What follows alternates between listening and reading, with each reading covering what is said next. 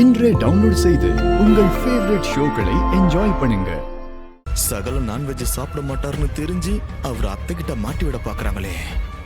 Non veg சாப்பிடுறதுல என்ன பிரச்சனை? எனக்கு ஒன்றும் புரியலையே. அக்கா, ஒரு குடும்பத்துல யாராவது இறந்து போயிட்டா 18 நாளைக்கு நான்வெஜ் சாப்பிட மாட்டாங்க. சரி, அதுக்கு என்ன? வேணாங்கா, நான் சொன்னா நீ நம்ப மாட்ட. ஏய், எதையோ சொல்ல வந்துட்டு இப்ப எதுக்கு நீ சொல்லாம மறைக்கிற? என்ன விஷயம் சொல்லு. அக்கா, நான் சொல்றேன்னு நீ இப்ப கோவப்படக்கூடாது. ஒருவேளை செத்து போன அந்த அபிராமிக்காக தான் உன் டிரைவர் மாப்பிள்ள நான்வெஜ் சாப்பிடாம இருக்காரோன்னு எனக்கு சந்தேகமா இருக்கு. அதான் சொன்னேன்.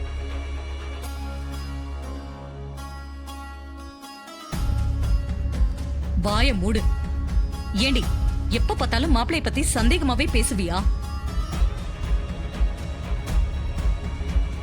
அவரு சாதாரணமா எனக்கு வேண்டான்னு சொன்னத நீ எதுக்கு இவ்ளோ குதர்க்கமா பேசுறேன்னு எனக்கு தெரியல.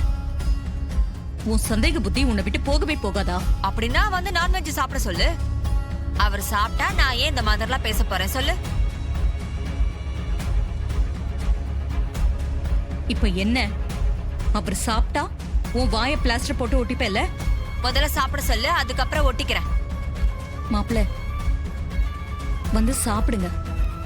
சாப்பிட்டு இவ சொன்னதெல்லாம் பொய்யன்னு இவ முகத்துல கரிய பூசுங்க. அப்பதான் இவ அடங்குவா.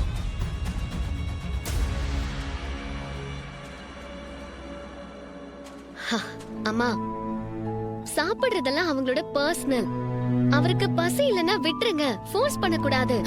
ரேவதி, நான் மாப்பிள்ள மேல சந்தேகப்பட்டெல்லாம் சாப்பிட வர சொல்லல. மாப்பிள்ள சாப்பிட்டு இவ வாயை அடைக்கணும், அதுக்காக தான் சொன்னேன். ஈஸ்வரி, சந்திரா டவுட்டை கிளியர் பண்ணதுக்காக மாப்பிள்ளையை சாப்பிட சொல்லுவியா? அவர் தான் பசி இல்லைன்னு சொல்றாருல, பசி இல்லைன்னு விட்டுற வேண்டியதானே? இல்லங்க, விட்டா இவ பேசிக்கிட்டே போவா, அதனாலதான் சொல்றேன். வாங்க மாப்பிள்ள, நீங்க வந்து சாப்பிடுங்க.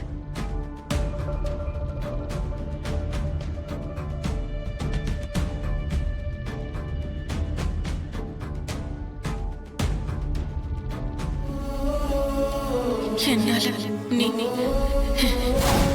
இவ்வளவு நாள் பட்ட கஷ்டம் எல்லாம் வீணா போக கூடாது. நீ ஜெயிக்கணும். ரெண்டு குடும்பமும் ஒன்னா சேர்ந்து ஒத்துமையா சந்தோஷமா இருக்கணும். நீ இதை செஞ்சு முடிச்சா என் ஆத்மா சாந்தி அடையும். வாங்க.